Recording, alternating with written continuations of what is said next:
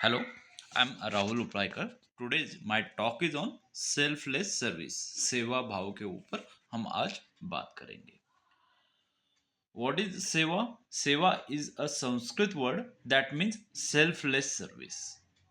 It refers to any act of helping others performed without a desire for personal gain, recognition और reward.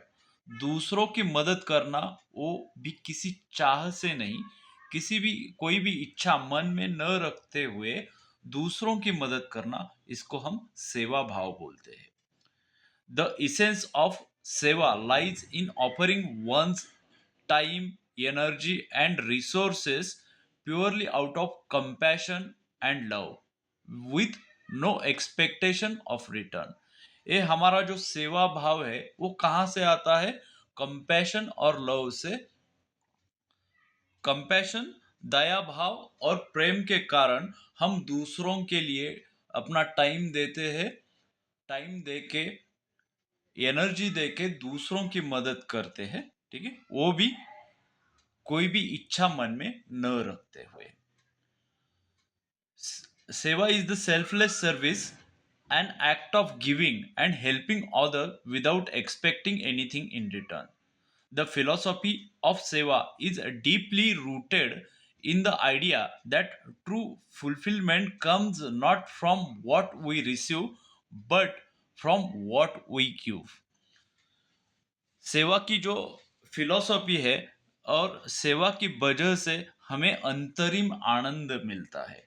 It is the spiritual practice also. What is spirituality in the seva और selfless service? The philosophy of seva is deeply rooted in the idea that true fulfilment comes not from what we receive but from what we give. सेवा और जीवन का आनंद है वो लेने में नहीं है, देने में है. It is the spiritual practice that transform service into the path of inner growth and connection with the divine. इससे हमें आंतरिक समाधान मिलता है, सुख मिलता है. इसमें क्या क्या मिलता है स्पिरिचुअलिटी, इसमें क्या क्या है सेवा में? तो पहले वननेस ऑफ ह्यूमैलिटी, दूसरा ईगोलेस एक्शन, तीसरा सैक्रेड ड्यूटी, चौथा पाथ टू लिबरेशन और पांचवा यूनिवर्सल रिलेशन. हम इसको एक के बाद एक देखते हैं. पहला, oneness of humanity. Seva is based on the belief that all beings are interconnected. Serving other is serving oneself because we are the part of same universal family. सेवा भाव हमें क्या सिखाता है कि हम सब एक है. एकता की भावना हमारे मन में जागृत कर देता है. Second, egoless action. The essence of सेवा lies in performing action without ego, pride or expectation. It is about dissolving the I and acting purely out of compassion and love. इस सेवा की वजह से हमारा अहंकार कम हो जाता है और स्वार्थ की भावना भी कम हो जाती है. ठीक है. तीसरा जो है वो sacred duty. In tradition like Hinduism, Sikhism, Buddhism, seva is considered as a sacred duty, a way to honour the divine by serving creation. हर एक धर्म में लिखा है कि दूसरों की मदद करना ये सेवा भाव है. ठीक है, हर एक धर्म में लिखा है. कोई भी धर्म हो तो उसमें दूसरों की मदद करना ही लिखा है, वो भी बिना किसी चाह से, कोई भी इच्छा मन में न रखते हुए. Fifth, universal relevance. While rooted in Indian philosophy, the principle of selfless service is universal.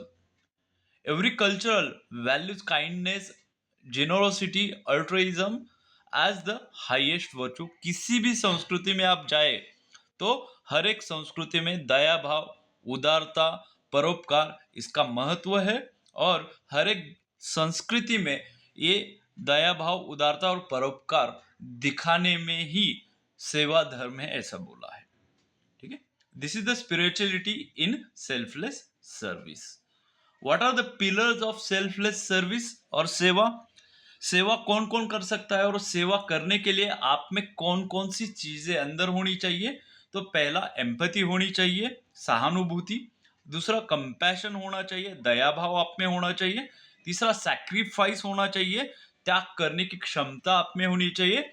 और रेजिलेंस, जिसको मराठी में चिकाटी चिकाटी असायला पाहिजे त्याच्यात, ठीक आहे? That is a anchor should be there.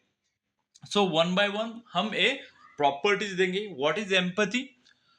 Feeling the person, you don't just see the problem, you feel the weight of it.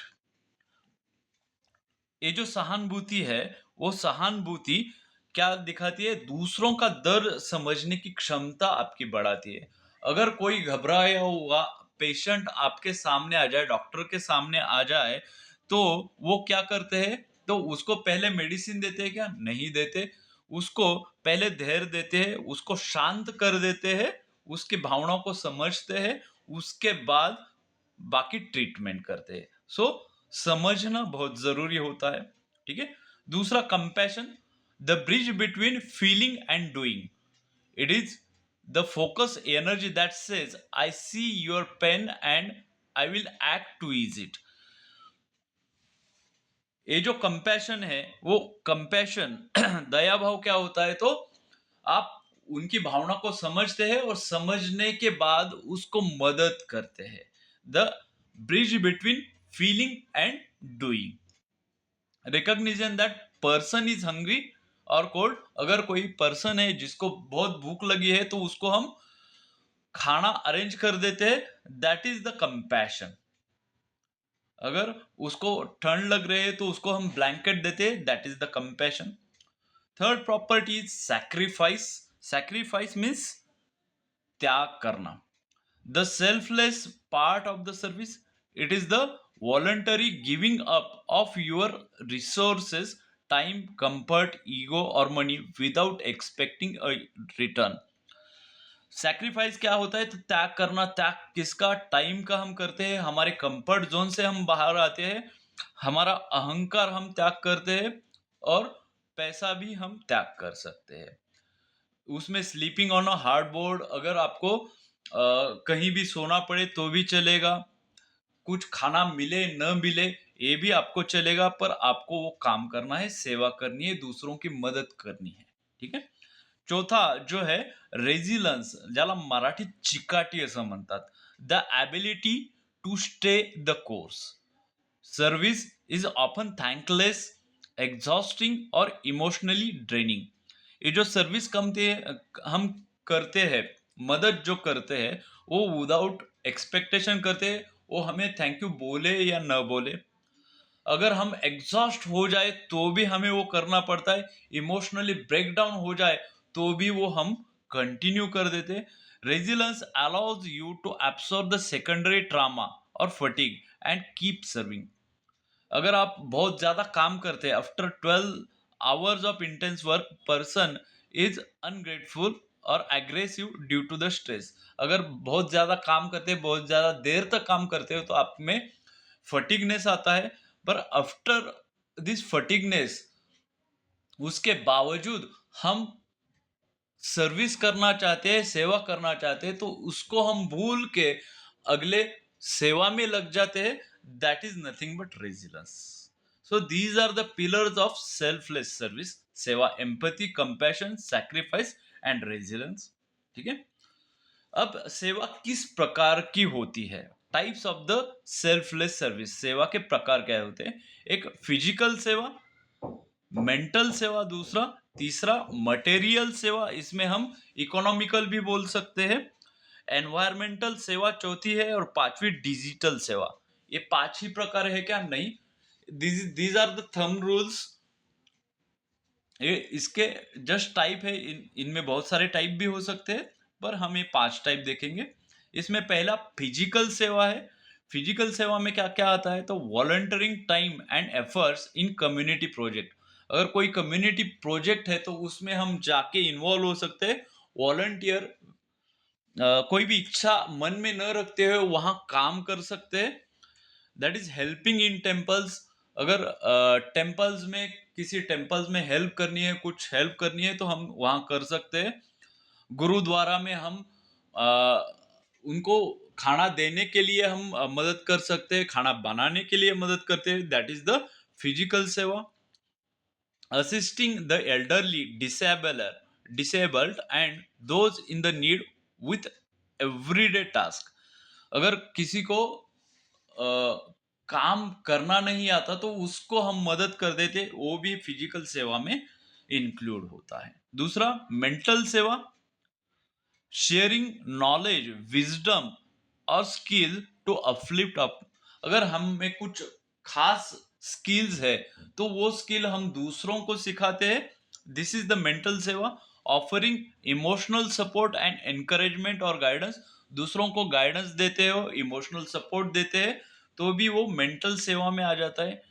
Teaching, mentoring और काउंसलिंग विदाउट सीकिंग रिकॉग्निशन, हम दूसरों को सिखाते हैं, मेंटरिंग करते हैं, काउंसलिंग करते हैं, वो भी किसी इच्छा मन में न रखते हुए, ये हम मेंटल सेवा में जाता है। तीसरा जो है वो मटेरियल सेवा और इकोनॉमिकल सपोर्ट हम आगे वालों को देते हैं, तो ये मटेरियल सेवा में जाता है। डोनेटिंग फूड, क्लोथिंग और मनी टू नीडी, जिनको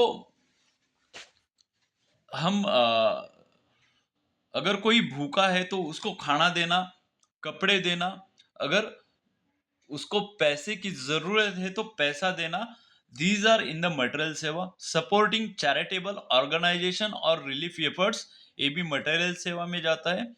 providing resources for education, health care, shelter, अगर किसी को घर नहीं है तो उसको घर देने की व्यवस्था हम कर सकते हैं, उनको एजुकेशन देने की व्यवस्था हम कर सकते हैं, उनको हेल्थ केयर, जो भी मेडिसिन है वो हम देने की व्यवस्था करते हैं, वो सब मटेरियल सेवा में है। ठीक है, मटेरियल सेल्फलेस सर्विस में जाता है। चौथा जो है वो एनवायरमेंटल सेवा में है। Caring nature by planning trees, cleaning reverse और रिड्यूसिंग वेस्ट। एनवायरमेंटल सेवा में क्या क्या कर सकते हैं हम पेड़ लगा सकते हैं, रिवर क्लीन कर सकते हैं, ठीक है, रिड्यूसिंग वेस्ट, पोल्यूशन कम करने के लिए हम जो जो कर सकते हैं वो एनवायरमेंटल सेवा में जाता है। Promoting sustainable living for welfare and future generation.